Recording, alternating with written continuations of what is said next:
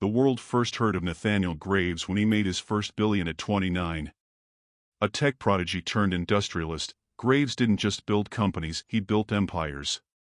He transformed the energy sector, revolutionized artificial intelligence, and bought failing news outlets, reshaping them into mouthpieces that preached his name like gospel. But for Graves, money was only a stepping stone.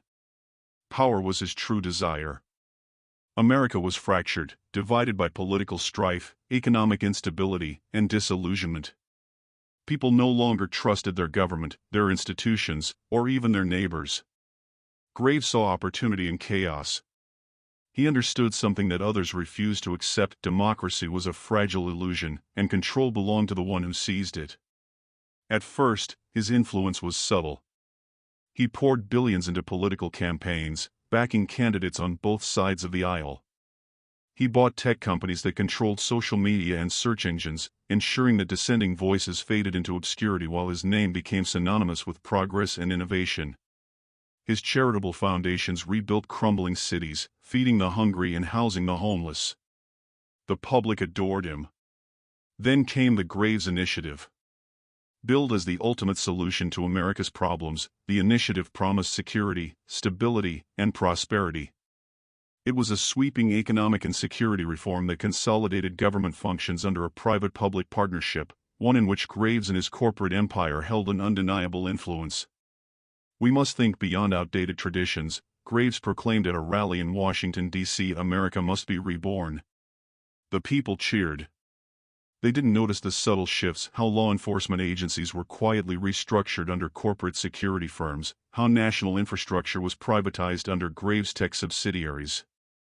Congress, weakened by years of gridlock and corruption, rubber-stamped his proposals, too dependent on his wealth to oppose him.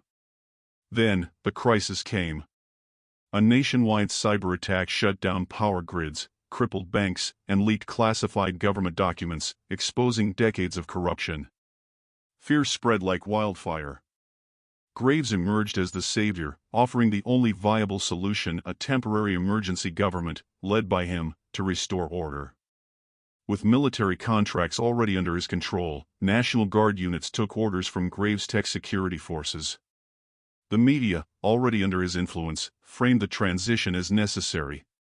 A new era of American strength, they called it. Elections were postponed indefinitely. Political dissidents vanished overnight. Social unrest was quashed with swift and brutal efficiency. The White House became a relic, replaced by the Graves Capitol in New York City. Democracy did not die with a bang, but with a standing ovation. Within a year, America was no longer a nation, it was a corporation. Citizens were given efficiency ratings based on their productivity. Social media profiles, online activity, and even personal conversations were monitored for anti-progressive sentiments. Those who refused to adapt were removed quietly, efficiently. Graves himself rarely appeared in public anymore. He communicated through digital broadcasts, his voice omnipresent but his presence distant. He was no longer a man, but a symbol, a living god in the age of data and steel. By the time the people realized what they had lost, it was too late. The republic was gone.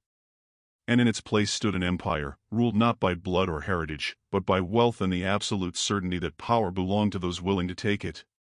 In the darkness of a secret bunker, a small group of rebels whispered of revolution. But they knew the truth. Nathaniel Graves had not seized power. He had been given it. And taking it back would require more than just courage, it would require war.